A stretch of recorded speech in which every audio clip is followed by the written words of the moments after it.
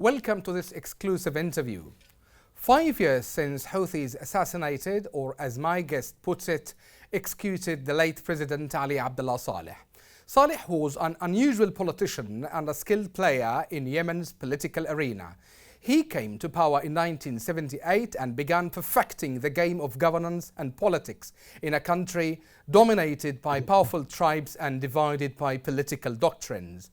Ali Abdullah Saleh was known for his shrewd understanding of how to gain tribal alliances, as well as managing to rally support of neighboring countries and major international powers. The departure of Saleh has left a power vacuum both in his party and in Yemen. To talk about the 5th anniversary of the former President Ali Abdullah Saleh's death, join me from Los Angeles, Fernando Carvajal. Fernando Carvajal is a former member of the United Nations panel of experts in Yemen. He has researched and lived in Yemen for several years. Fernando, welcome to the show. If I may start by asking, what is your instant reaction when you heard the news of the assassination of former President Ali Abdullah Saleh by the Houthi militia? And were you in Yemen by that time? Yes, I was actually a member of the UN panel of experts. That was my first year in 2017. And in the lead up to the conflict that led to the execution of Ali Abdullah Saleh in Sana'a by the Houthis, my group, the panel, was actually in the works of beginning to write the final report for 2017, which was published in January 2018. So to say the least, it was an extremely interesting time for us to follow the developments. And to be precise, I landed in New York the day that it was reported that Ali Abdullah Saleh had been executed in Sana'a. So really, this conflict, this particular incident, turned all of our analysis upside down on its head, because we had already written a lot of our reports before we landed in New York. And we were working under the premise that the marriage of convenience, the alliance between the Houthis and Ali Abdullah Saleh, the Mu'tamar, the GPC, would last the length of the conflict. That it was everybody's understanding. And so beginning in August, if you recall, this actual conflict begins in August 2017, right before the anniversary of the GPC, where we lost our friend Khaled Aghadi during those clashes back in August, then proceeded to escalate in the lead up to the 22nd September celebration by the Houthis, which then led to the cancellation of 26th September revolution celebration in Sana'a. So we were definitely following these incidents leading up to the execution of Ali Abdullah Saleh at his house in Hadda in Sana'a. I see. In fact, that incident did not even shock your reports, but the entire nation and the people, perhaps the region. Correct. Nobody expected that. Yeah. Correct. And I will tell you something. In the second week of November, in the middle of November, I sent a text, and I still have it. I sent a text, and some of your audiences may see this as controversial, but I sent a text to the group, and I said, this conflict ends in one of two ways. Ali Abdullah Saleh kills Muhammad Ali al-Houthi and Abu Ali al-Hakam, the head of intelligence, or Muhammad Ali al-Hakam, Muhammad Ali al-Houthi and Abu Ali kill Ali Abdullah Saleh. Oh, quite interesting. I have that. Yeah. Quite interesting. Okay. Because of the dynamics of the conflict. Yeah. If we move to the second point, Fernando, President Saleh ruled for 3 decades. And in fact, before that, Yemen has undertaken and undergone what we call severe political turmoil. Okay? During that period, President Saleh worked on building the state institutions and establishing what we call a model of emerging democracy unique of its type in the peninsula. And I don't think we exaggerate when we say that Fernando. What's your take on that? Absolutely. In the 90s, after the 1993 parliamentary election, Ali Abdullah Saleh came under tremendous pressures, especially after the Civil War, correct? Let's recall that Yemen, Sana'a, hosted the first conference on the emerging Exactly. democracies. In 1998, yeah? So Yemen was really positioned in the center of this movement.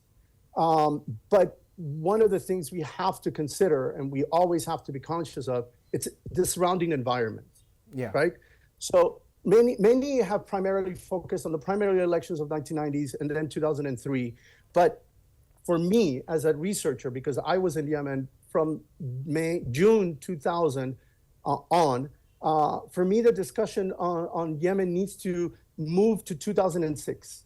You know, if we're about to talk about anything done by Ali Abdullah Saleh in the 2000s, we need to talk about 2006 and his project of devolution. Yes. In that presidential election, he announced his project of devolution, imperfect as it was. And this was the first time in 2006 where Yemenis voted for their governor. Before that, the president appointed the governors, right? True. So when we look at that progress from 1993 to 2006, this was perhaps one of his milestone achievements, right? In his presidency, knowing that he would eventually try to step down by 2013. And this was the first time that Yemenis were electing their governors, which then obviously for the conflict has been reversed since 2012, right? Since President Hadi took office, the governors have been appointed. The second issue that we look at is political participation by women. Yes. And that takes us to 2010, the beginning of the conflict for the Arab Spring, where Ali Abdullah Saleh and Al-Mu'tamar submitted the amendments in order to increase the number of women, right, participation, which was instantly opposed by Al-Islah at the time. True. Other issues like the reforming of the Electoral College and amending the Constitution, obviously were areas of conflict for the JMP, the Joint Meeting Parties, and Mushtarak, yes. Which then was taken advantage and leading into the beginning of the so-called Arab Spring. Okay, so perhaps that contribution, that's why we call him and we keep calling him, he is the father who taught a nation the alphabets of democracy. Would you agree on that? I mean, he was an actor of his time. So under his watch, the 33 years that he was in power, he had to adapt, as you said at the beginning, the practical president, right? The practical leader. Exactly, pragmatic. Yeah. That knew the environment, that knew not only how to read Yemen, as you mentioned, the politics of tribal relations and modern political party relations, but also the region and the international powers, right? Okay. Let's remember that after 2000. Okay, after 2011, he was invited to Georgia. Sorry, apologies. Yes. It's okay. Okay. If we now move to Saleh, managed to rally support of neighboring countries and major international powers, and he was an important player in the war against terror. Would you elaborate on this? The war on terror is definitely one of the more controversial topics in Yemen. It doesn't matter whether you're talking to Yemenis or Western analysts and observers, right? Yes. After 9/11, we see Ali Abdullah Saleh being invited to Georgia with President George W. Bush. This is a big step to the international stage for Ali Abdullah Saleh, right? This is the pivotal point in his presidency where he gains international legitimacy and attention, right? Unfortunately for Yemen, this is also the beginning of the Houthi escalation in Sada. If we move back a little bit, this is where Hussein al-Houthi begins to speak against Saleh for growing so much closer to the United States and the Western powers, right? True. Precisely for the anti-terrorism file.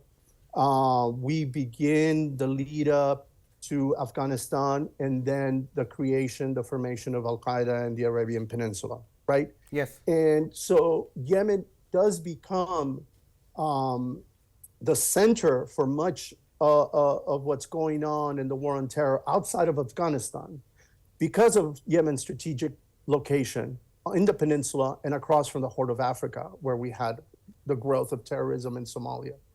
Ali Abdullah Saleh played a very pragmatic role with the United States, with Britain, and other European powers when it came to the war on terror. And most interestingly, with Saudi Arabia, with this neighbor. Let's remember that the attack on the Ministry of Interior in Saudi, in Riyadh, was created in Yemen. Yes. Right? It gave the United States a platform, an environment from which to, extend the war on terror and focus on an environment that was very difficult and could have been, according to Osama bin Laden, could have been the second home for Al-Qaeda, right? See. Yeah. The problem comes in how he managed, again, in his pragmatic approach, to create a balance, because he didn't want to give the U.S. a full blank check to go after the terrorist group in Yemen, because he knew there would be a blowback against him. And for this, I remind everyone of the incident. The first drone strike against Al-Qaeda was in Yemen. Yes. And unfortunately, the U.S. government was so arrogant as to claim it in public when Ali Abdullah Saleh had asked them not to claim that airstrike in public. True. And this created tremendous blowback for Ali Abdullah Saleh domestically. I see. So definitely the war on terror was very problematic for him. It is. For everybody, perhaps. Well, yeah, the goals were not fixed. There was no fixed goal in the war on terror. And the emergence of the use of drones as the leading weapon in the war on terror in Afghanistan and Yemen in particular, later on in Iraq, was a major misstep for the U.S. That had tremendous blowback for Ali Abdullah Saleh, because I am sure that he wanted to manage it in a different way. Yeah. Manage the war on terror differently, because the drones eventually led to many mistakes, many civilian casualties that were unnecessary altogether. Whereas Ali Abdullah Saleh perhaps wanted more hands-on in the battle and wanted more control of it. But the U.S. was not about to allow that. Okay. If we just shift to another point, the killing of the former president Ali Abdullah Saleh risked the fragmentation of Yemen and turned it into a failed state. His departure has left what we call a power vacuum, which is felt till the moment. Okay, so especially when we look at what is happening now and the constant rejections of Houthis of all international calls for peace. Now, if I ask you, Fernando, how do you comment, or how do you see the current political scene of Yemen after 5 years of President Ali Abdullah Saleh's departure? Absolutely. The fracturing of the political environment in Yemen begins in 2006, we can say, right? But definitely December 2017 is where we have the collapse of the political scene, in the political structure in Yemen, because we are technically left with one cohesive constitutional party, political party. That's Islah. Islah remains the most cohesive political party. And the killing of Ali Abdullah Saleh fragmented the party completely beyond the start of the war in 2015 with President Hadi, who had already been expelled from Al-Mu'tamar, leaving to Saudi Arabia.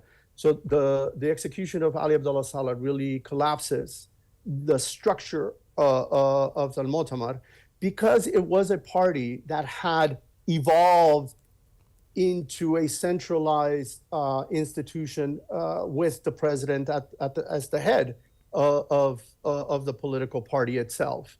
And so what we've seen since December 2017, we've seen an internal struggle that further fragments Al-Mu'tamar.